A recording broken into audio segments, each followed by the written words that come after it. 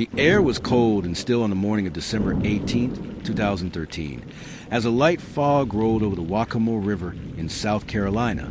At Peachtree Boat Landing, the green Dodge Intrepid sat quietly in the dirt lot, its driver's side door hanging open. There were no footprints, no sign of a struggle, just silence. Heather Elvis was gone. She was just 20 years old, working 2 jobs in Myrtle Beach to pay her bills and chase her dream of becoming a makeup artist. Her laughter filled the Tilted Kilt restaurant where she worked, and her ambition fueled long hours and short nights. Friends called her radiant, bright eyes, long brown hair, and a stubborn streak of independence. But in the summer of 2013, something changed. Heather began an affair with a married man named Sidney Moore. He was twice her age, a maintenance worker and father of 3. To Heather, he was charming, protective, and exciting. But behind the flirtation and secret meetings was a young woman who knew none of it was built to last. Sidney's wife, Tammy Moore, found out. What followed was something darker than jealousy. Tammy was furious, possessive, and unrelenting. She publicly shamed Heather, sent harassing texts, and at one point reportedly forced Sidney to call Heather and end the relationship with her on speakerphone. She posted mocking images online and humiliated Heather for the affair. Heather, wounded and embarrassed, tried to move on. She changed her hair, deleted old messages, and started seeing someone new. On the night of December 17th, she went out with a young man named Stephen. They drove around, laughed, and he even taught her how to drive a stick shift. She was smiling again. Her green car was found the next morning, door ajar, seat pushed back farther than Heather would have needed, as if someone much taller had been behind the wheel. Her phone was gone. The Elvis family launched a desperate search. Flyers, phone calls, prayer vigils. But the trail had already begun to fade. Detectives began to circle the moorers. Phone records showed Sidney had lied. He claimed he hadn't spoken to Heather in weeks, but the data told a different story. He had called her that night. Surveillance footage showed him at the payphone. GPS placed his vehicle in proximity to the boat landing. Neighbors said the moorers were acting strangely that morning, cleaning their truck with bleach and scrubbing the interior. Tammy was seen buying cleaning supplies. When questioned, both Sidney and Tammy were evasive, changing their stories, deleting messages, and refusing to cooperate with law enforcement. Investigators found no blood, no fingerprints, no physical evidence. But what they did find was damning. Threatening texts, suspicious behavior, and a motive rooted in rage. In February 2014, both Sidney and Tammy Moore were arrested. Tammy was charged with kidnapping and conspiracy to kidnap. Sidney faced kidnapping and obstruction charges. The community was stunned. Heather was still missing. Her body had not been found. The first trial against Sidney ended in a mistrial. Jurors couldn't reach a unanimous verdict, but the prosecution pressed on. In 2018, Tammy Moore was convicted and sentenced to 30 years in prison. A year later, Sidney Moore was convicted as well. He also received 30 years. Neither of them has confessed. Heather Elvis has never been found. Her parents, Terry and Debbie Elvis, still search for her. They attend vigils every year on the anniversary of her disappearance. They speak to the media. They leave her bedroom untouched. They wait for the day someone tells them where their daughter is. Rumors swirl about what happened that night. Some say she was strangled in the back of Sidney's truck. Others believe she was thrown into the river, weighed down by cement. There is talk of shallow graves, of erased footage, of something even more sinister. But the only truth anyone knows for certain is this. Heather Elvis walked into the night and she never came home. And somewhere out there, the rest of the story is still waiting. Weeks turned into months, then years. Yet Peachtree Boat Landing remained frozen in time, a place tethered to grief. Locals stopped visiting as often. The wooden docks aged, the pavement cracked. But for the Elvis family, it was sacred ground. This was the last place Heather's phone ever signaled. The place her car was found abandoned. The place her father now stood, silently scanning the trees for a clue he never stopped hoping to find. For Terry Elvis, life had split in two, before Heather vanished and after. The Elvis family's heartbreak was visible in every interview, every vigil, every tear that never seemed to dry. They didn't just lose Heather.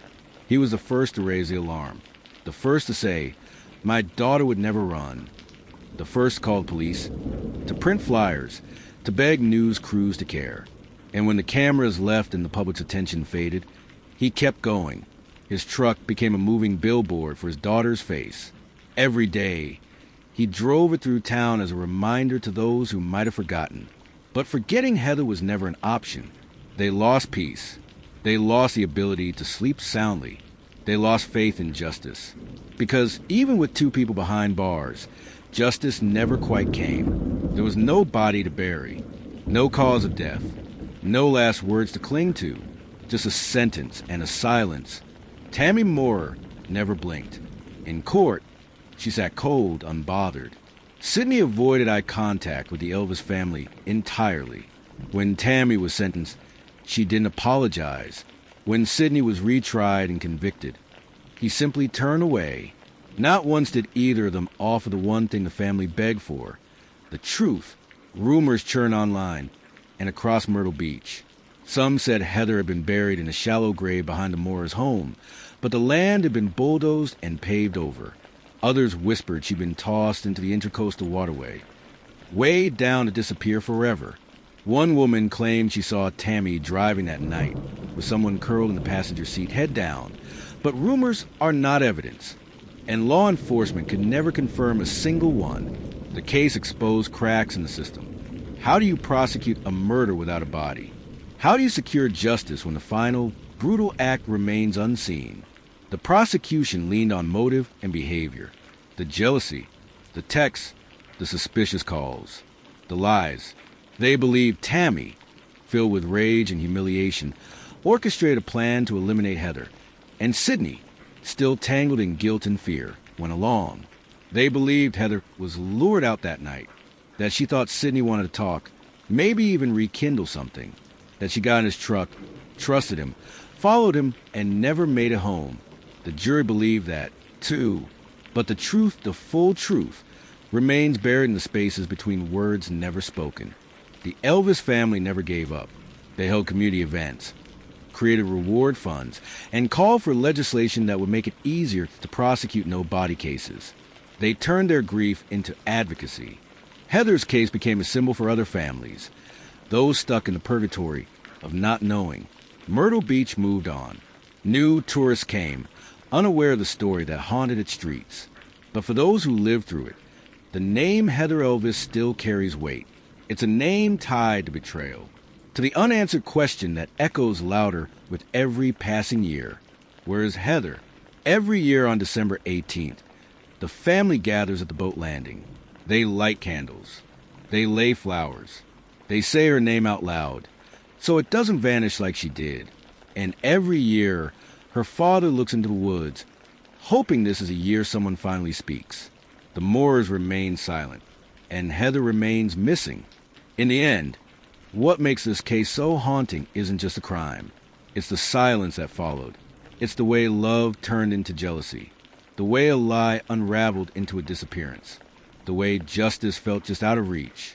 Heather Elvis was 20 years old. She wanted to be a makeup artist. She loved coffee, road trips, and late-night talks with her dad. She didn't deserve to vanish. She didn't deserve to become a mystery. She deserved to be found. And somewhere out there, someone still knows the truth. The disappearance of Heather Elvis gripped South Carolina, and soon the nation.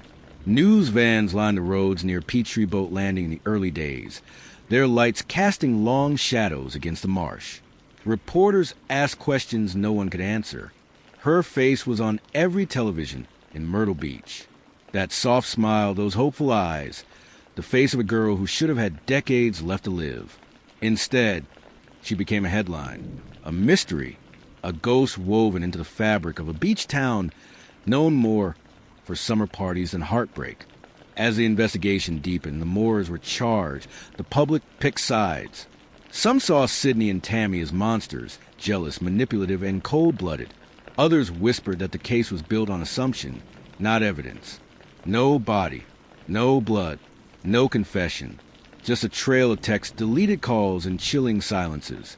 But for most, one thing was clear. Heather was gone. And someone had taken her. True crime forums buzzed with speculation. Armchair detectives dissected every frame of surveillance footage, every line of court transcripts. People became obsessed. How could someone disappear so completely in a town so small? Some believe Sidney acted alone, a man trapped between guilt and control, who panicked when his double life threatened to unravel. Others believe Tammy was a mastermind, driven by rage and humiliation, orchestrating everything from behind the scenes. Some thought it was both. Two people, joined in obsession, bound by a crime too dark to speak aloud. And others, still though fewer, with each passing year clung to a more hopeful possibility, that Heather was alive. Maybe she ran. Maybe the pressure of the affair, the shame, the threats, maybe it all became too much. Maybe she slipped away to start over. It was unlikely, but not impossible. After all, her body had never been found, but her family knew better. Heather loved her family too much. She texted her dad every morning, called her little sister to check in. She had dreams she talked about constantly about cosmetology school, traveling, getting her own place. She wouldn't have just vanished, and she wouldn't have left her car behind, or her phone, or the $500 she'd been saving in her apartment. The truth was darker, and while the court had done its part sentencing Tammy and Sidney to 30 years, each, it still didn't feel like justice. Not without answers. Not without Heather. Her mother once said, "People think when someone's convicted, the pain goes away. But it doesn't, because I still don't know where my daughter is." The pain echoed in every word. The not knowing, the never knowing. In the years that followed, the media quieted. Other cases took the spotlight. But the name Heather Elvis still lingered in Myrtle Beach, on faded posters, on the back window of her father's truck, in candlelight vigils where neighbors still gathered, heads bowed against the cold. And in 2023, nearly a decade later, her father spoke publicly once again. He said, "Time does not heal this. It hardens it. The only thing that will help is bringing my daughter home." The Moores remain in prison. They appeal their convictions, claiming wrongful charges, unfair trials. They insist they're innocent, but their silence has become its own kind of confession. Because if they didn't do it, why not speak? Why not help bring Heather home? There's a kind of cruelty in no body cases. They leave doors cracked open, dreams half-finished. For families, it's a daily ache. One foot in grief, the other in hope. It's wondering, every time the phone rings, if maybe this is it. Maybe this is a call that changes everything. Maybe someone finally talked. But that call never comes. And so Heather Elvis remains missing, not just in the official sense. Missing from her family dinners.